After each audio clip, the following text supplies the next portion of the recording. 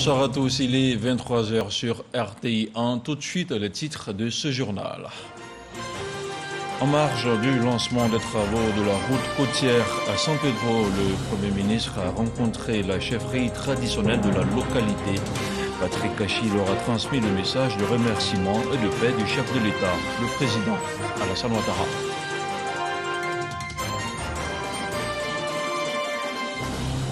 Dans la région du Hambol, les établissements d'enseignement de proximité viennent désengorger les écoles publiques. Construits dans plusieurs localités de la région, ils se présentent comme une réelle alternative au surpeuplement des salles de classe.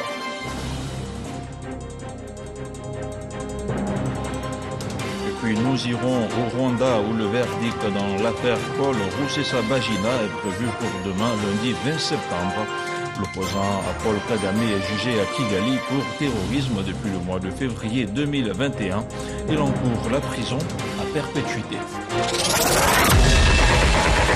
Voilà pour les titres. Avant le lancement des travaux de la route côtière, le Premier ministre a rencontré les chefs traditionnels. Pleine de symboles, c'était une rencontre fraternelle avec les têtes couronnées. Patrick Kachi leur a transmis le message de remerciement et de paix du chef de l'État, le président Alassane Ouattara. Le compte rendu de Sam Conan. Juste après son arrivée à l'aéroport de San Pedro, le Premier ministre Patrick Kachi s'est dirigé à la place Saint-Pierre pour y rencontrer les chefs venus de tout le district du Bas-Sassandra. Une rencontre fraternelle qui a débuté par la traditionnelle prise de Koula, signe d'hospitalité en pays primaire. Les chefs traditionnels, venus très nombreux et habillés en tenue d'apparat, savent que le Premier ministre Patrick Kachi est porteur de bonnes nouvelles. Il faut dire que c'est un grand jour. Si vous voyez l'ensemble des chefs venus d'un peu de partout, réunis ce jour ici dans leur apparat de chef, il faut dire que c'est parce que nous sommes animés par une joie immense. La joie est là, elle est fortement là. Le Premier ministre, après avoir transmis les salutations du chef de l'État, a livré le message de paix du président Alassane Ouattara aux têtes couronnées. Les premières choses qui sont venues remettre en cause le développement fulgurant que le père de la nation avait impulsé dans ce pays, c'est l'instabilité, les troubles sociaux, politico-militaires. C'est le message que j'étais venu vous donner de la part du chef de l'État, un message de remerciement, un message de félicitations, un message d'encouragement pour les efforts que vous faites chaque jour et de vous dire qu'il compte sur vous. Il compte sur vous pour maintenir le calme, la paix dans ce pays, afin que tous les actes de développement que vous voyez puissent continuer et que d'autres suivent et que nos enfants, à la suite de nous, on puisse leur remettre un pays dans la paix, qu'ils continuent, parce qu'à la fin de la journée, c'est le développement qui est le plus important.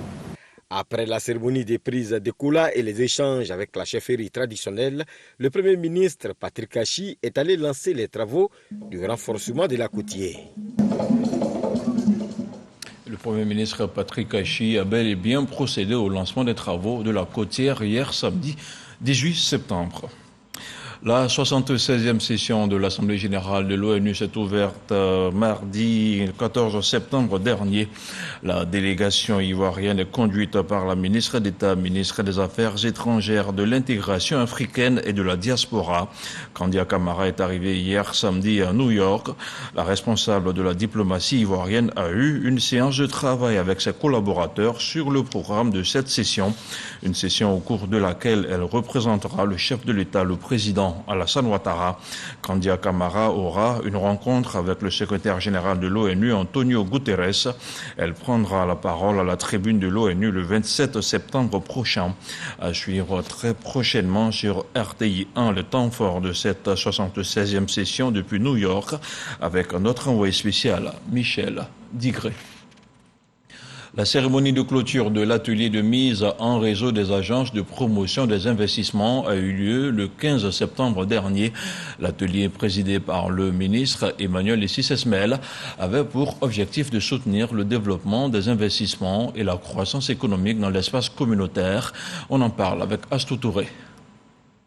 Les directeurs généraux des représentants des agences de promotion des investissements du Bénin, du Burkina Faso, de la Guinée-Bissau, du Niger et de la Côte d'Ivoire, motivés à soutenir le développement des investissements et la croissance économique dans l'espace UEMOA. L'atelier se penche sur la mise en œuvre des démarches entreprises par l'Union économique et monétaire ouest-africaine UEMOA pour accompagner les agences de promotion des investissements. Nous avons pu aborder un certain nombre de questions. Comment est-ce que ces agences sont créées? Comment est-ce qu'elles fonctionnent?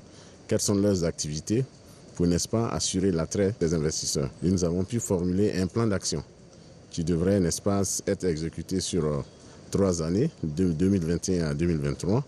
Et à partir de là, nous allons demander à ce que la Commission puisse valider ce plan d'action et les projets de textes qui vont être formulés pour que ces réseaux se mettent en place pour soutenir les investissements dans la sous-région. Emmanuel Esmel Essis, ministre de la promotion de l'investissement privé, a présidé la clôture de cet atelier. Pour le premier responsable de l'investissement privé en Côte d'Ivoire, ces démarches viennent à point nommé en termes d'organisation des ressources afin d'avoir un espace plus attractif pour attirer les investisseurs étrangers. Cette initiative du commissaire de l'UEMOA permettra aux agences de promotion de l'investissement de ces différents pays de mettre en commun leurs ressources et de pouvoir avoir un espace plus attractif par l'amélioration du climat des affaires, par la mise en place de réformes structurantes et structurelles, et de sorte à pouvoir permettre au secteur privé de s'exprimer et bien sûr attirer plus d'investissements directs étrangers.